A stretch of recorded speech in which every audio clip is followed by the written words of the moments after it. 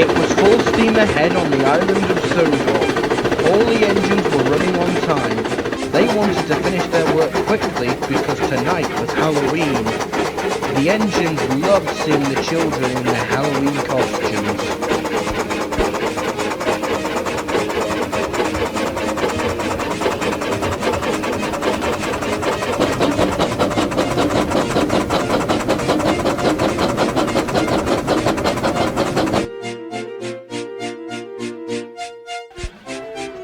They also like to listen to Edward's spooky stories.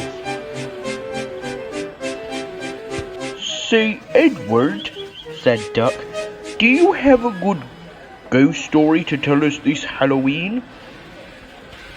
"Well," said Edward, "I've got a pretty good ghost story to list for all of you guys to hear." "Please tell us," said the engines. Edward smiled and began his story. "A long time ago, when the Silver Ironworks first opened, they had two engines running. One was a large brown tank engine, and the other was an engine similar to Dorothy Douglas, except the Silver Ironworks on his tender hands, he had yellow buttons.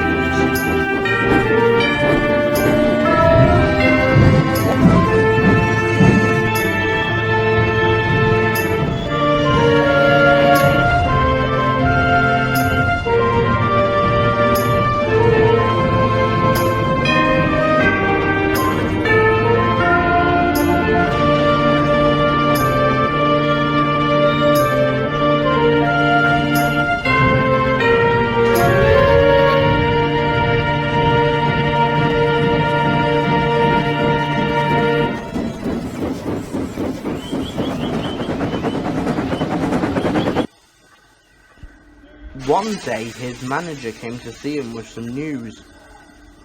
5707, I'll need you to take some trucks to the scrapyard for the night shift. You can leave them there and pick them up in the morning if you like. But first, you've got to take some trucks of stones from the quarry to the harbour. Then take the empty trucks to the scrapyard. Do you think you can do that?" "Of course," the eager engine replied, and he set off.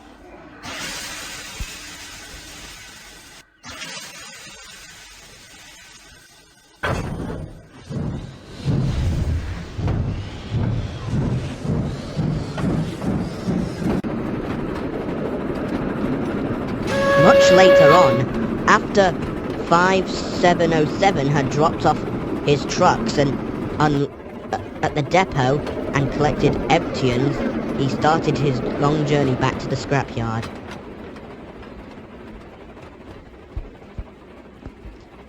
I even saw him whilst I was taking a delivery to Vickerstown, and I knew deep down something was about to go wrong.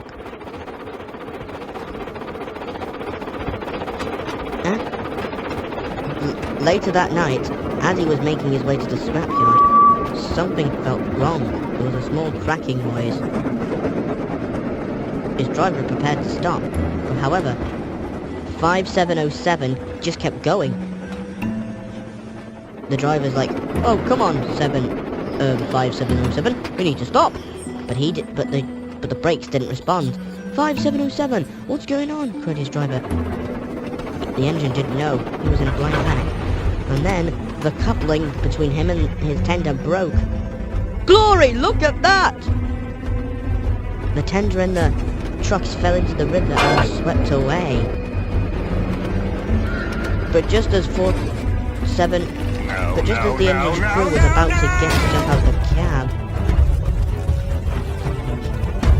5707 jolted along at the points of the passing loop and knocked his crew off his footplate. Luckily, no one was hurt, but he had now become a runaway. But he was in a blind panic to notice.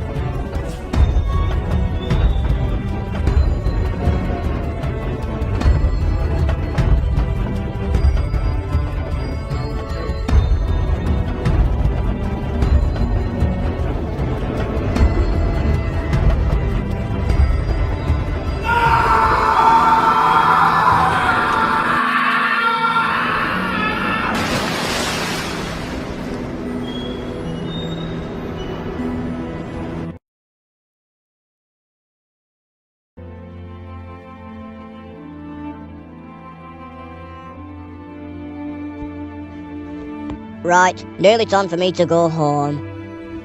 Eh? That's funny. No other engines were due past this hour. Oh, blooming meatballs. Was that? Oh my goodness, I think it was. I better at radio control. Immediately.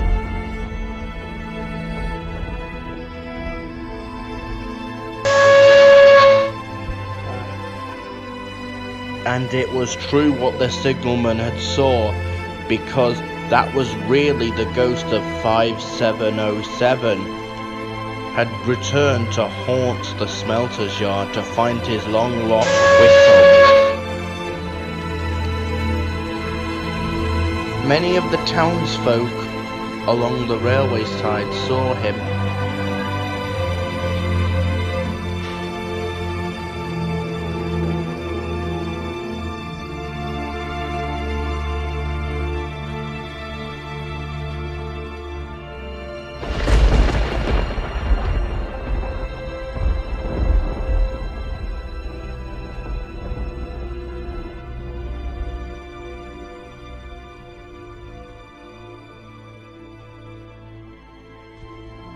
And so, every year, the ghost engine returns to the smelter's yard looking for his long-lost whistle, said Edward. Ooh, spooky, said the other engines. They were feeling very frightened about this. But then what happened? Asked Doc. That's where the story ends, finished Edward. Oh yes, I've got a special job for Thomas Percy and Duck to do tonight. And it's gonna be at the Smelters.